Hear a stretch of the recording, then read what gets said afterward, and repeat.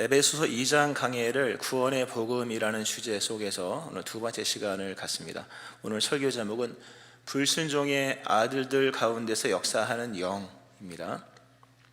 우리가 지난 시간에 강해니까요. 지난 시간에 예수님은 또 하나님은 허물과 죄로 죽었던 우리를 살리셨다라는 말씀을 드리면서 살리시는 그리스도 예수에게 초점을 두면서 그분이 살리심으로 우리의 상황과 형편을 뛰어넘어서 우리는 그리스도 예수 안에서 살아난다는 말씀을 또 살리셨다는 말씀을 드렸고요.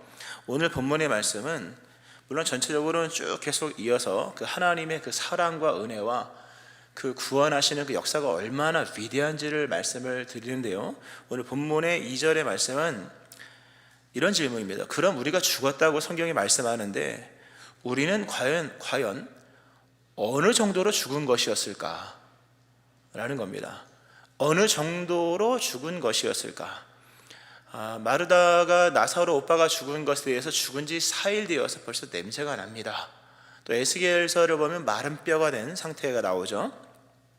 본문이 말씀하는 허물과 죄로 죽었던 우리라고 말씀을 하는데요. 그럼 우리는 어느 정도로 죽었던 것일까? 이렇게 멀쩡히 살아있는데 내가 왜 죽었다고 자꾸 얘기를 합니까? 기분 나쁘죠? 도대체 무엇에 대해서 죽었길래 죽었다고 말하는 것일까?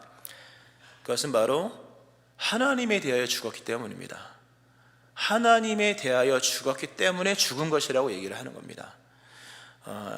예수님을 안 믿어도 경제활동하고요, 공부도 잘할 수 있고, 그리고 건강하게 98, 90 살 수가 있습니다만 하나님에 대하여 죽었기 때문에 그의 인생은 결국 죽음입니다. 하나님에 대해 죽었다는 것, 그리고 생명에 대한 의지가 죽었다는 것, 이따 다 설명을 길게 할 겁니다. 세 번째로 하나님께서 보내신 구원자에 대해서 적극적으로 반역했다는 부분에서 우리는 죽은 겁니다. 우리에게 다가오는 생명의 모든 기회와 은총을 완전히 거부하는 자이었기 때문에 우리는 죽은 것이라고 성경은 말씀을 합니다. 그 하나하나를 보면서 우리가 어느 정도로 죽었는지를 좀 이렇게 깊이 있게 이해하면서 그럼에도 살리신 그 은혜라면 실로 그 은혜는 도대체 얼마나 위대한 것일까? 계속 물음이 생겨야겠죠. 그 물음 가운데 하나님의 알게 하시는 진리가 아마 와닿을 겁니다. 오늘 본문의 말씀에 그 죽은 사람에 대한 그때 허물과 죄로 죽었었을 때의 그 모습이 본문에 나옵니다. 그때 너희는 그 가운데서 행하여 이 세상 풍조를 따르고 공중의 권세 잡은 자를 따랐으니, 이렇게 나오거든요. 일단 죽은 어느 정도로 죽었을까? 완전히 죽었죠. 그 대표적인 설명을 오늘 보면 이 세상 풍조를 따르는 것을 보면 알 수 있다라고 얘기합니다. 이 세상 풍조를 따르고, 죽은 사람의 특징입니다. 죽었다는 증거입니다. 죽었다는 증거, 이 세상 풍조를 따른다. 이 풍조라고 하는 단어가 이게 아이온이라고 하는 헬라어인데요. 헬라어를 굳이 얘기할 필요는 없습니다만 이게 여러 단어의 의미가 있습니다. 그 중에 하나가 신입니다. 신. 약간 혼합적 개념 속에서 신인데, 이걸 좀 이렇게 잘 이렇게 이해를 섞어 말씀을 드린다면 이 세상에서 가장 강력한 우상은 뭐냐 할 때 풍조입니다. 금신상이 무서운 것도 아니요 또는 보여지는 그 형상화된 또는 종교화된 그런 우상들이 강력한 우상이 아니라 알고 보면 풍조 자체가 신입니다. 우상이라는 얘기, 우상. 살아있는 신이 아니라 우상이라는 얘기입니다. 이 풍조라고 하는 아이온이라는 단어 속에 그 신이라는 뜻이 있다면 이게 세상의 우상이라고 하는 것은 보이는 신상만 있는 게 아니라 풍조, 유행, 한마디로 유행입니다. 유행을 신봉하고 유행을 추구하고 따라가는 것 자체가 예수 믿는 사람에게는 우상 숭배와 가깝습니다. 유행이라고 하는 것은 이런 얘기죠. 어떤 새로운 양식이나 현상이 세상에 널리 퍼지는 것. 특히 여자분들이 이제 이 유행에 민감하죠. 올해는 보라색이 유행이다. 또 올해는 바지가 밑에가 퍼지냐, 뭐하러 들었냐, 핸드백이 크냐 작으냐, 이런 것부터 시작해서 하나도 모르겠습니다만 그런 유행이 있잖아요. 그 유행에 지나치게 예민한 것도 문제일 수 있습니다. 남자분들은 유행에 별로 예민하지 않죠. 맨날 그 똑같이 입으니까. 그 대신에 남자들은 시대 정신에 민감합니다. 그 시대에 흘러가는 기본적인 정신에 대해서 굉장히 민감하고 그것이 무슨 자기 목숨인 것처럼 여기는 사람도 있는데요. 그 유행이라고 하는 것은 이런 뭐 그 소비 일반 우리가 경제 활동에만 있는 것이 아니라 여러 보이지 않는 무형의 것도 있다는 거죠. 시대 정신 같은 것들, 한 사회를 그 전체를 다스리고 총괄하는 그런 지배하는 정신 같은 것들, 다 우리 안에 유행이죠. 이런 것들이 풍조 속에 있는 겁니다. 죽었던 사람, 그러니까 죽어 있을 때의 사람들이 살아가는 삶의 모습, 그 죽은 자의 증상, 죽었다는 증거가 뭐냐면 지나치리만큼 세상의 풍조를 따라간다 는 겁니다. 또 이 풍조라고 하는 단어의 의미 속에는 이게 그 세대라는 개념이 있습니다. 세대. 그 사람과 사람 사이 어떤 유대적 관계를 이제 세대라고 얘기하지 않습니까? 특별히 이 세대라고 하는 이 풍조라고 하는 단어 속에서 말하는 세대는 좋은 세대가 아니라 악으로 또는 죄의 어두움 속에 이렇게 묶여 있는 사람들을 말하는데요. 히브리적 개념, 유대교적 개념 속에서 그 세대는 두 가지가 있습니다. 하나는 과거에 묶여 있는 세대, 또 하나는 오는 세대와 엮여 있는 세대가 있습니다. 오늘 본문은 읽지 않았지만 7절에도 보면은 이는 그리스도 예수 안에서 우리에게 자비하심으로써 그 은혜의 지극히 풍성함을 따라 오는 여러 세대에 나타내려 하십니다. 오는 여러 세대라는 말씀이 나옵니다. 이거 중요한 단어입니다. 알고 보면 짧게 하고 넘어가긴 합니다만, 우리가 마태복음 1장을 보면 아브라함과 다윗이 나오는데 그 족보가 쭉 나오고 맨 밑에 예수님이 탁 붙어 있습니다. 아브라함은 4,000년 전의 사람이고요, 다윗은 3,000년 전 주전 사람입니다. 그렇게나 오래된 사람인데도 그들은 그 과거의 아담의 세대에 붙어 있지 아니하고 오는 세대의 결정체 예수님께 붙어 있다는 거예요. 이렇게 구원받은 겁니다. 우리가 지금 유유상종으로 살아가는데 내가 지금 어느 세대에 붙었는지를 한번 좀 보세요. 과거 세대에 아담의 세대에 붙어 있는 사람들, 과거, 전통, 인습 더 올라가서 조상 이렇게 올라가면요, 다 과거 세대입니다. 예수 믿는 사람은 미래 세대에 붙어 있는 겁니다. 다시 오실 예수님. 굉장히 중요한 얘기입니다, 실상. 그래서 이 세대의 풍조를 따른다는 것이 이 구시대 그 아담 이후로 그 가인의 후예처럼 내려오는 그 인습을 따라 거기에 붙어 살아가는 사람들, 다 죽은 사람들입니다. 죽은 사람들. 또 이 풍조라고 하는 이 세대 풍조, 이 세상 풍조를 따라가는 사람으로서 이제 죽은 사람의 특징인데, 이게 이 풍조라고 하는 단어에서 제일 통상적 의미가 뭐냐 할 때, 풍조라고 하는 단어는 시간 개념으로 해석이 됩니다. 그러니까 시간의 길이라는 뜻입니다. 시간의 길이, 아주 중요한 얘기죠. 사람은 공간을 살고 시간을 삽니다. 이게 인간의 역사잖아요. 인생은 공간과 시간 속에서의 끊임없는 연속이지 않습니까? 이 존재론을 얘기할 때 소위 말하는 인간이지 않습니까?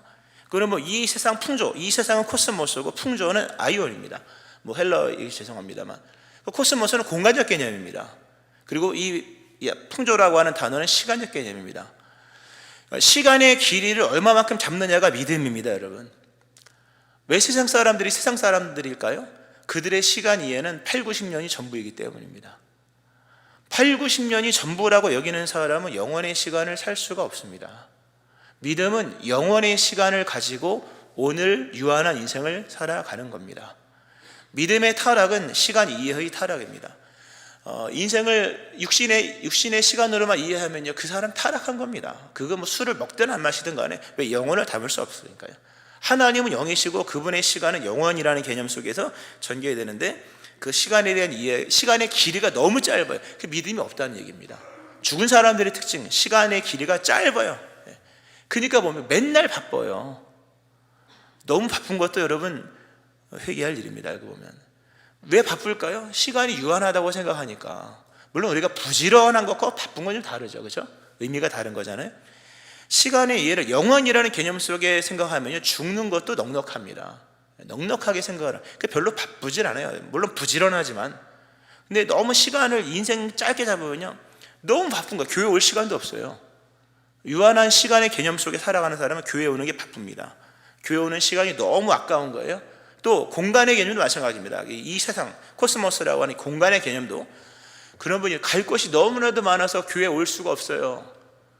갈 곳이 그렇게 많습니까? 예수 믿는 사람이 갈 곳은 천국밖에 없는 줄로 믿으시기 바랍니다. 갈 곳은 천국밖에 더 있겠습니까? 그러므로 교회에 와서 예배 드리는 것 자체가 좋은 거예요. 왜? 다 영혼과 연결된 시간과 장소예요. 교회만큼 영원한 장소와 영원한 시간에 연결이 잘 되어 있는 곳이 어디 있겠냐라는 거죠. 근데 이게 이 세상 풍조를 따라간다. 이 세상의 공간 이해와 이 세상적 시간 이해 속에서 세상이 넓고 갈 데도 많고 시간은 없는데 왜 이렇게 바쁘냐, 예배는 뭐 이렇게 자주 돌아오냐, 뭐 이런 그런 거죠. 이 자체가, 이 시간 이해 자체가 벌써 세상 풍조를 따라가는 그 내용 속에 매우 중요한 파트 영역이면서 동시에 그것 자체가 벌써 죽었다는 의미를 그 죽었다는 증상을 보여주는 겁니다. 여러분의 시간 이해는 도대체 어떤 시간 이해입니까? 이 세상이 전부라고 생각합니까? 그 믿음이 아닌 거예요, 여러분.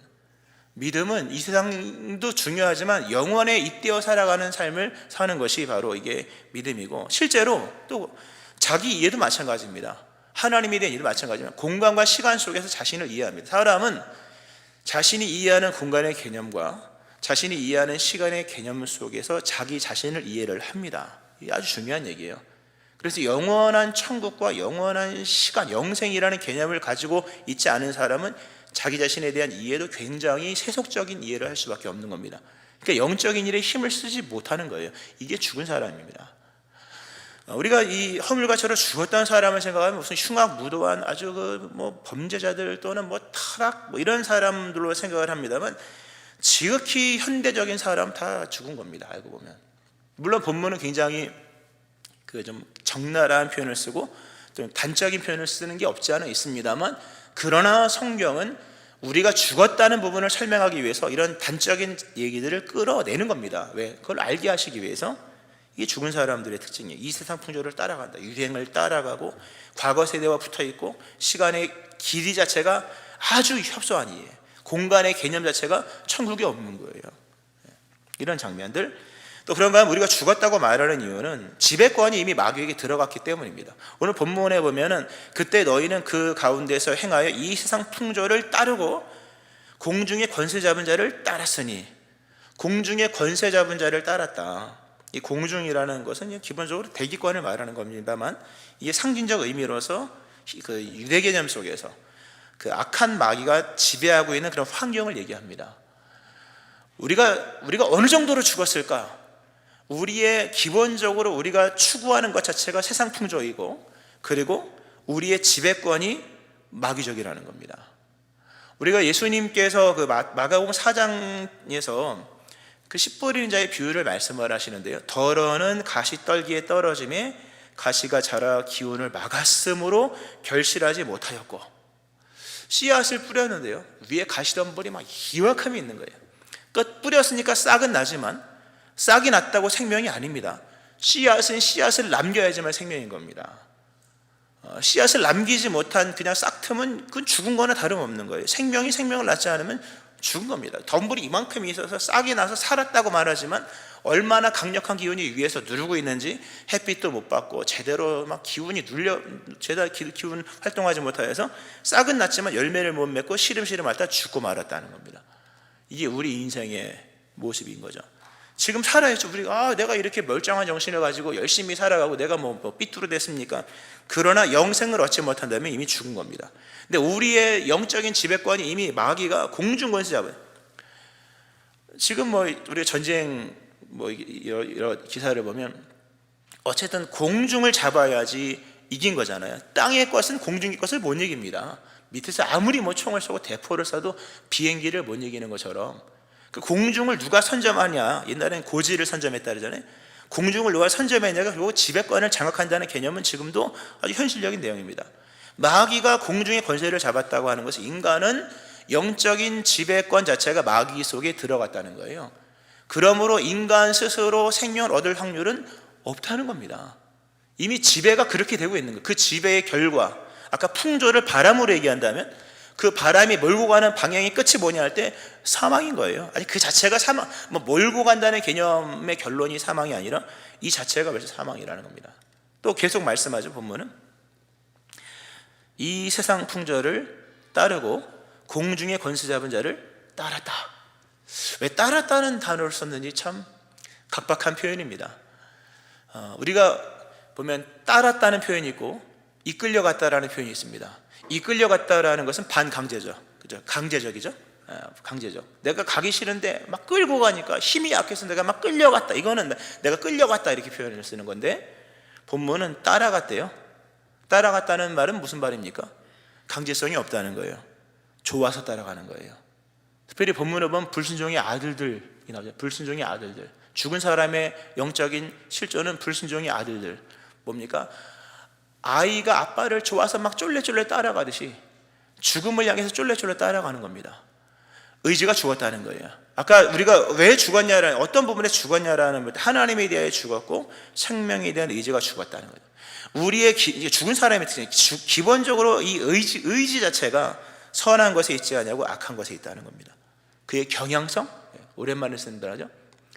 그의 경향성 자체가 죽음에 가깝다는 얘기입니다. 식물이 햇빛을 비치면요, 희한하게 다 햇빛 쪽으로 갑니다.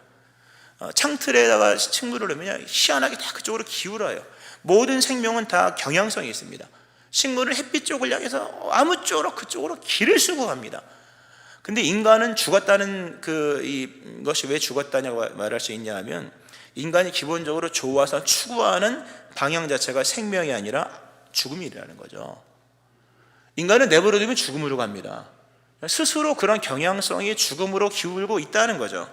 인간 안에는 불순종의 DNA가 있다는 거죠. 하나님께 대항하는 것을 즐거워하지 않는다는 겁니다. 아니, 하나님께 대항하는 것을 즐거워하고 하나님을 따라가는 것을 즐거워하지 않는다는 겁니다. 우리의 경향성은 불순종을 좋아하고 죽음을 좋아한다는 거지. 한마디로 의지마저 죽었다는 겁니다. 이거 아셔야 됩니다, 여러분. 죄는 인간의 선한 의지를 죽입니다. 그러니까 죄를 너무 우리가 죄가 일상이지만 죄를 심각하게 많이 지으면요, 신앙 의지가 사라집니다. 기도할 마음도 사라지고 교회 오고 싶은 마음도 사라지고 더 나아가서 교회가 오기 싫어지고, 기도가 싫어지고 성경 읽기도 싫어지고, 큐티는 왜 이렇게 큐티를 하라고 하냐 지긋지긋하고. 이게 죄인의 본성입니다. 죽어가는 증세예요. 잘 믿고 정신 차리기를 주의 이름으로 축원합니다. 이게 깊이 생각해 보아야 될 말씀입니다. 따름에 대한 의지가 죽었다는 거죠. 대신에 의지가 죽음에 관한 것으로 그렇게 기울어져서 시간이 지나고 날수가 지나면 보다 불신앙적으로 가까이 가는, 이게 죽은 사람의 모습이라는 겁니다. 결국 오늘 본문에서 인간이 죽었다, 그거를 표현하기를 불순종의 아들들이다 표현했습니다. 인간의 실존은 불순종의 아들들입니다. 불순종의 아들이니까 결국 그 아버지를 닮아, 아들이 아버지 닮잖아요. 제가 아버지 닮았듯이, 물론 어머니도 닮았지만 제 아들이 저를 닮았듯이 인간의 기본적인 내면의 모든 것들은 다 불순종에 너무나도 가깝다는 거죠.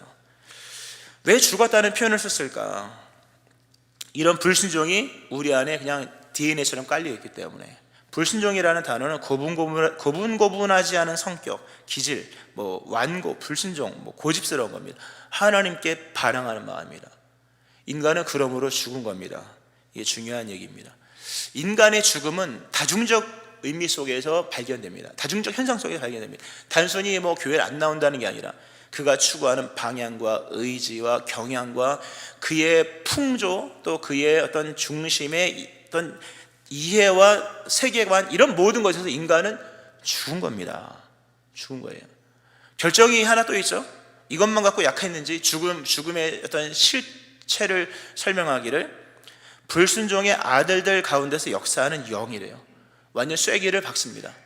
불순종도 죽은 것인데, 불순종의 아들이라는 것도 죽음을 말하는 것인데, 불순종의 아들들 가운데서 마귀가 역사한대요. 무서운 얘기입니다.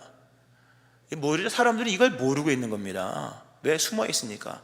불순종의 아들들 가운데서, 이 불순종은 아까 다 얘기했잖아요. 여러 풍조부터 얘기해서. 불순종의 아들들 가운데서 이게 역사를 한다는 거죠. 이게 에네르기아입니다. 아주 역동하는 힘이에요. 우리가 힘은 못 막잖아요.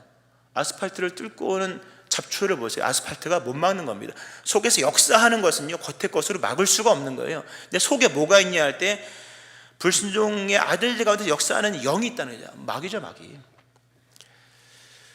제가 그 경제학자도 아니고, 저는 경제를 일체 모르고 사회도 일체 모른다고 얘기할 수밖에 없는, 그래서 그렇게 정보력이 좋은 편이 아니라서 정확도의 차이가 있겠습니다만, 작년하고 재작년에 전국적으로 아파트 붐이 일어났습니다. 아파트 구매 붐이 일어났었죠. 당시 많은 사람들의 관심은 아파트를 사는 것이었습니다. 사려는 사람이 워낙 많으니까 당연히 거래가가 올라가고, 그렇게 비싼 가격에 거래가 되는 아파트를 또 사기 위하여서 난생 처음으로 등장한 단어가 뭐 영끌이라는 단어죠. 영끌. 누구 이름이 아니라 영혼을 막 끌어, 영혼을 갈아 넣어서 영혼까지 팔아서 아파트를 산다는 용어였었죠. 특히 젊은 사람들, 영끌족이 나올 정도로 너나 나나 할 것 없이 그렇게 아파트를 사려는 수요가 굉장히 많았습니다. 물론 그중 상당수는 정말 집이 필요한 사람들이었을 것이라고 생각을 합니다. 뭐 다 이상한 사람이라고 말할 수 없고요. 진짜 아파트가 필요하고 아들을 위하여서 또는 손주를 위하여서 능력이 되면 좋죠. 그래서 아파트가 정말로 필요해서 사는 사람도 많았으나 어떤 경우에는 그냥 부동산 열기였습니다. 아파트를 사서 어쨌든 차익을 얻기 위한 그 필요가 아니라 어떤 그 또 다른 목적 속에서 아파트를 사기 위한 열기가 굉장했었죠. 후항은 좀 덜한 것 같았습니다만 서울은 어마어마했다면서요. 그런 뉴스가 있었고요. 또 그런가 하면 이제 관련해서 부동산 열기와 관련해서 작년을 기준으로 뉴스를 보니까 한국 사람들의 명품 구매가 전 세계적으로 7위라고 하더라고요. 7위. 우리나라 경제 소비력이 세계 7위라고 하는 그 기사를 봤는데요. 정확한지는 모르겠습니다만 뉴스에 나왔으니까 근거가 없진 않겠죠. 경제 순위보다 소비력이 좀 높더라고요. 7위. 그 명품 구매 어떤 그런 구매력이 7위였고, 또 어떤 뉴스를 보니까 작년에 1위였대요. 우리나라가 명품을 제일 많이 샀대요. 더 중요한 것은 명품 구매 심리가 1위였대. 1위. 명품을 산 사람도 1위지만 사고 싶어하는 사람도 1위였다. 근데 왜 그런가 이렇게 서로 이렇게 관계를 유추한 내용을 보니까 부동산 열기와 관계가 있었다는 얘기를 하더라고요. 부동산으로 돈을 많이 번 사람이 명품을 많이 샀고, 또 부동산을 사려고 했지만 돈이 없는 사람이 에라 모르겠다, 아파트 말고 명품이나 사자, 이래서 또 명품을 사고, 명품을 사지 못한 사람은 사고 싶어 그래서 또 명품 구매 심리 이렇게 작용을 하는데요. 말씀드리고자 하는 것은 필요에 의해서 사는 거야 당연한데, 이 소비적인 것들 또는 경제의 방향이나 추세를 우리가 예측을 할 때 저는 일체 모릅니다. 제가 알고 있는 정보력은 그렇게 정확도는 떨어집니다만, 특이한 것은 그런 것을 얘기할 때 항상 소비 심리를 얘기하더라고요. 그 얘기를 하려고 그런 겁니다. 아파트를 사고 명품을 사는 것, 그거 누가 뭐라 그러겠습니까? 필요하면 살 수 있는 거죠. 명품도 하나 정도는 있을 만하죠. 그렇죠? 그거 하나 있으면 좋은 거니까. 그러나 그런 것이 아니었고 소비 심리적인 것이었다면, 필요가 이끌어가는 돈 씀씀이를 누가 뭐라고 하겠습니까? 배가 고파서 음식 먹는 걸 누가 뭐라고 할 수 없듯이. 근데 문제는 그런 기사를 읽어보니까 심리를 얘기하더라고요. 지금은 소비 심리가 위축되어서 이제는 아파트가 거래 절벽이래요. 명품은 여전히 잘 되는 것 같은데요. 소비 심리를 얘기한다는 거죠. 결국 사람이 무언가를 사고 팔고 어떤 부분에서 열광을 하는 것들이 어떤 정직한 필요에 의한 것들이 아니라 심리에 의한 것이다 라고 하는, 결국 풍조라는 얘기입니다. 이게 무서운 얘기입니다. 왜 심리에 그렇게 사람들이 작용을 받으며, 그럼 도대체 그 심리는 어디서 나온 것일까? 물론 여러 선하게 우리가 긍정적으로 예측을 할 수 있고 얘기할 수 있겠습니다만, 본문은 분명히 말씀하기를 불순종의 아들들 가운데서 역사는 영이다 라고. 마귀가 신약 성경에 나와 있는 것처럼 맨날 돌로 자신을 찢게 만들고 무덤가에서 고래고래 소리 지르고 사슬 끊어버리고 불로 뛰어들고 물에 쳐들어가고 이런 장면으로 하지 않을걸요. 지금은요. 물론 지금도 있습니다. 이런 성향 자체가 있으니까. 그러나 마귀는 아주 현대적입니다. 지금은 우리가 살아가는 풍조에 엄청난 영향을 끼쳐서 사람들의 소비 심리와 또 기본적으로 유행의 방식과 패턴과 또 추구하는 것들과 세상에 대한 이해와 이 모든 현대인이 현대적으로 살아가는데 필요한 모든 지정의적인 모든 것들에 지대한 영향을 끼친다라고 하는 겁니다. 깊이 생각해 봐야겠죠. 물론 굉장히 이것이 좀 위험하다고 얘기할 수 있는 요소가 있겠죠. 그러나 제가 억지를 써서 끌어맞힌 것이 아니라 본문이 분명히 말씀하기를 이 세상 풍조를 따르고 공중의 권세를 잡았으니 곧 지금 불순종의 아들들 가운데 역사하는 영이라. 마귀의 역사는 언제나 지금입니다. 지금 과거 얘기하는 거 아닙니다. 마귀가 옛날에 이랬더라가 아니라 지금도 마귀는 이렇게 공중의 권세를 잡고 풍조를 가지고 사람들로 하여금 이 세대 풍조에 아주 도취가 되어서 살아가게끔 만든다고 하는 겁니다. 믿지 않는 자들의 내면의 세계에는 악한 영이 작용을 합니다. 이거 아셔야 됩니다. 믿지 않는 자들의 내면의 세계에는 악한 영이 작용을 합니다. 이게 과한 얘기가 아닙니다. 믿음의 사람이라면 이 부분에 있어서 인정하셔야 됩니다. 인정하시기를 바랍니다. 이 세상 풍조를 주관하고 있는 그 내면에 뭐가 있냐, 마귀가 있다는 거예요, 여러분. 깊이 있게 생각을 하셔야 됩니다. 이 죽은 사람의 특징입니다. 죽은 사람의 특징이에요. 이 죽어가는 게 아니라 이 자체가 죽었다는 증거입니다. 이 정도로 죽었음을 얘기를 하고 있는 겁니다.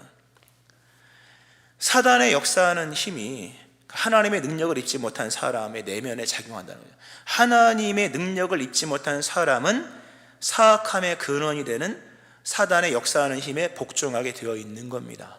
나는 아니라고 말하지만 이미 아니라고 말하는 그 내면에 벌써 악한 마귀가 작용을 하고 있다는 거죠. 인간이 복음 안에서 하나님의 현재를 인식할 수 없다는 그것 자체가 뭡니까? 마귀가 그 속에서 역사하고 있다는 거예요.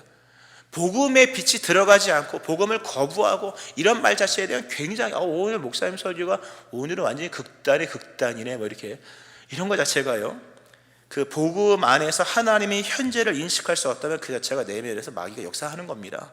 고린도 후서 4장에 이런 말씀이 있습니다. 그 중에 이 세상의 신이 믿지 아니하는 자들의 마음을 혼미하게 하여 그리스도 영광의 복음의 광채가 비치지 못하게 함이니 그리스도는 하나님의 형상이라 라는 말씀이십니다. 이 세상 신이 그러니까 마귀죠.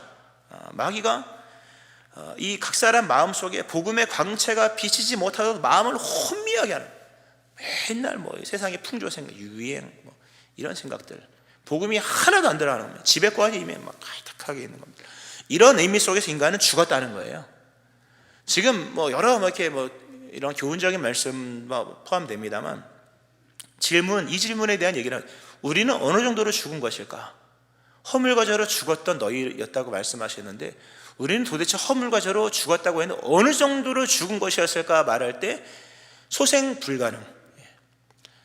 인식이든 따름이든 경향이든 환경이든 내면의 세계든 어느 하나 죽음이 지배한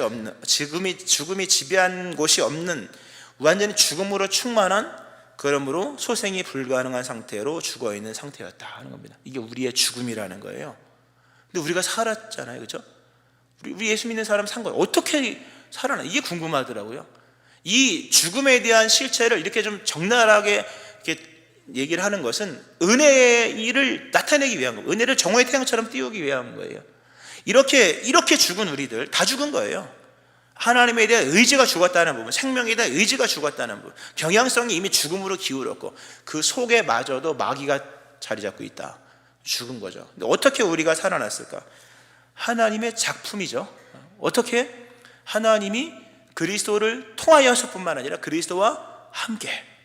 오늘 본문을 읽지 않았습니다만 오늘 본문을 4절부터 한번 보세요. 본문을 보세요. 여러분 성경을 보세요.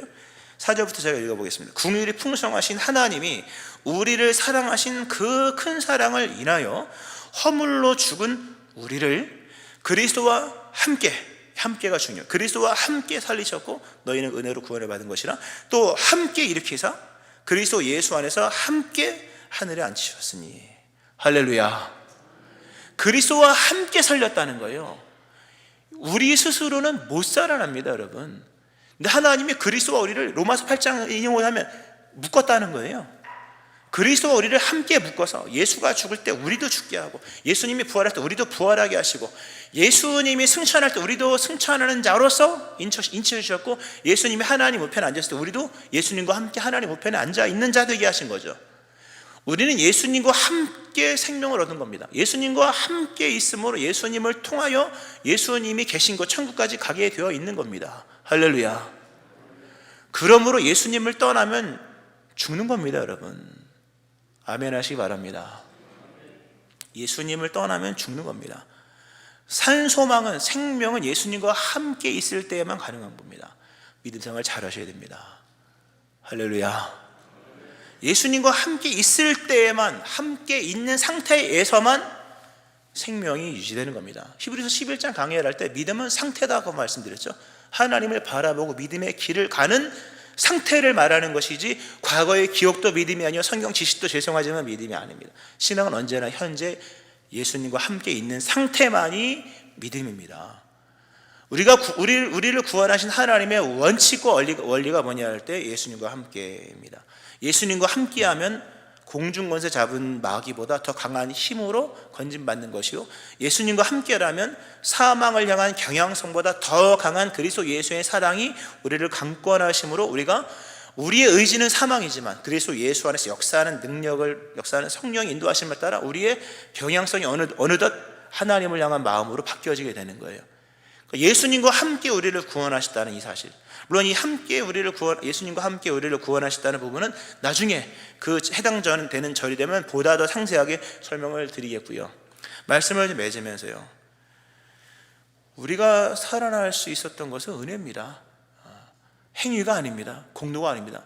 전적인 하나님의 은혜요, 그리스도 예수와 함께 살리신 것입니다.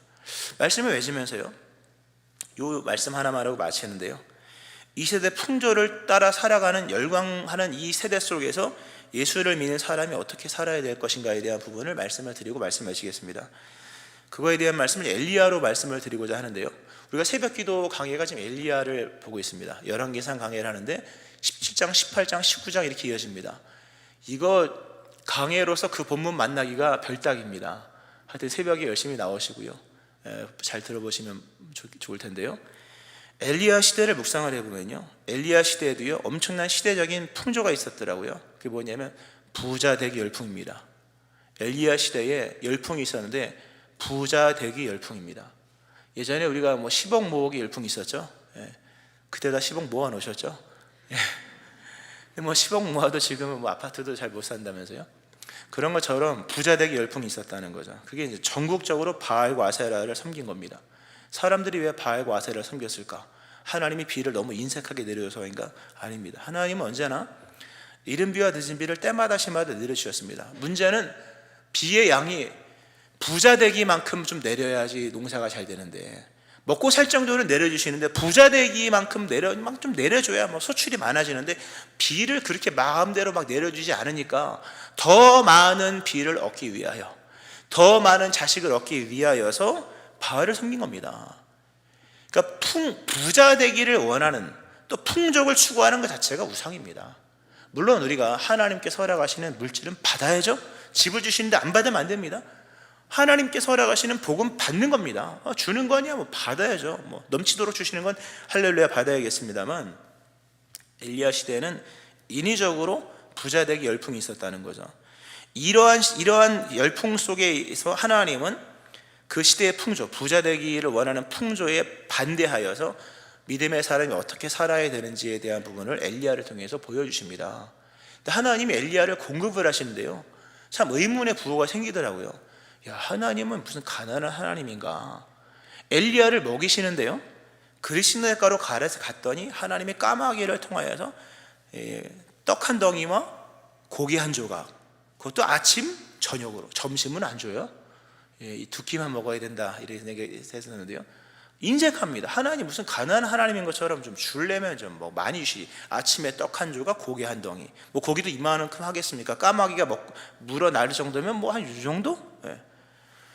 사르밧 과부 집에 가서도 하나님은 넉넉하게 안 주고요, 통에 가루가 떨어지려고 한다 맨날.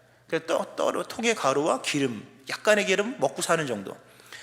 브엘세바에 가서 광야에 있었을 때도 하나님이 먹이셨는데, 그때는 천사가 공급을 하는데요, 그때도 하나님 정말 너무 짜게 하셨어요. 그래가지고 떡 한 덩이, 물 한 병, 반찬도 안 주세요. 근데 그게 의미가 큰 겁니다. 좀 뷔페 좀 차려주시고, 이만한 좀 먹을 것 좀 주시고, 소갈비, 떡갈비, 돼지갈비, 방어, 이런 거 좀 주시면 얼마나 좋겠습니까? 하나님 진짜 가난하게 주시더라고요. 엘리야를 의도적으로 좀 가난하게 하시는 것 같아요. 부자되기 열풍의 시대를 좀 반대되는 개념 속에서 엘리야에게 공급하시는 걸 보면 무슨 가난에 쩌든 하나님처럼 그렇게 맨날 떡 한 덩이, 그것도 아침과 저녁에만, 점심에 왜 안 주시는지 모르겠어요. 근데 놀랍게도, 그러니까 엘리야의 인생을 보면요, 물질적 개념으로 보면 맨날 거지같이 삽니다. 엘리야는 거지 중에도 산거지입니다. 거지같이 살았다는 거죠. 그런데 영광의 개념으로 본다면 엘리야만큼 위대한 사람이 없습니다. 죽지 않고 하늘나라에 올라갔잖아요. 하나님은 영원이라는 시간의 개념 속에서 엘리야를 대하신 겁니다. 만약 엘리야가 그렇게 살다가 그렇게 죽었다면 그 전부라면 얼마나 비참합니까? 맨날 그냥 떡, 그것도 까마귀가 물어다 주는 거. 얼마나 그것이 부족합니까마는 영광이라는 개념 속으로 본다면 하나님은 엘리야의 인생 속에 물질적 풍요를 담은 게 아니라 영광을 담았다는 거예요. 영광을 담고 영원을 그 속에서 보여주는 것이었다는 겁니다. 물질로 말하면 엘리야는 거지 중에 상거지였으나 영광으로 비했을 때 엘리야는 모세와 견줄 만한 그런 영광의 사람이었다는 겁니다. 하나님께서 우리를 인도하시는 초점이 어디 있는지를 아셔야 돼요. 결코 이 세상 풍조가 아닙니다. 물론 하나님은 필요한 것들을 주십니다. 그건 우리가 믿어야 됩니다. 필요하면요, 하나님께서 하여튼 채워주십니다. 엘리야처럼은 안 하실 거고요. 많은 걸 채워주십니다만 근본의 하나님의 공급은 세상 풍조에 대한 것들이 아니라 영원에 관한 것이요, 천국에 관한 것이며 하나님의 영광을 위한 것입니다. 할렐루야. 하나님은 오늘도 우리 인생을 통하여서 자신의 영광을 담기를 원하신다는 거죠. 영광을 담고 있는 거예요. 그러므로 세상 풍조를 너무나 따라가면 영광을 담을 수가 없고 그 자체가 뭡니까? 죽었다는 증상입니다. 말씀 맺겠습니다. 이렇게 죽었던 우리를 하나님이 예수님과 함께 살리셨습니다. 대단한 생명입니다. 이제 그리스도 예수와 함께 살리신 우리 하나님의 인도하심을 따라 이제는 세상 풍조가 아니라 그리스도 예수, 나를 따르라 말씀하신 예수님을 따르는 믿음의 삶을 살아야 할 것입니다. 이 은혜가 여러분 가운데 일어나기를 주의 이름으로 축원합니다. 아멘. 기도하시겠습니다. 하나님 아버지, 실로 우리는 죽었었습니다. 영적으로도 죽었고 경향적으로도 죽었고 또 우리의 내면의 세계 속에서도 우리는 죽었으며 환경적으로도 죽었습니다. 그런데 하나님께서 예수님과 함께 살리심으로 말미암아 살아날 수 없는 우리들이 생명을 얻었습니다. 이제 그리스도 예수와 함께 살아난 자로서 이제는 세상의 풍조를 따르지 아니하고 하나님의 나라와 의를 구하며 그리스도 예수를 따르는 자들 되게 하여 주옵소서. 이 짧은 육체의 인생 속에서 세상의 풍조를 담는 것이 아니라 하나님의 영광을 담기를 원하며 영광을 담아내시는 하나님의 인도하심을 따라서 오늘도 믿음으로 살아가는 저희를 되게 하여 주옵소서. 감사드리며 예수님의 이름으로 기도합니다. 아멘.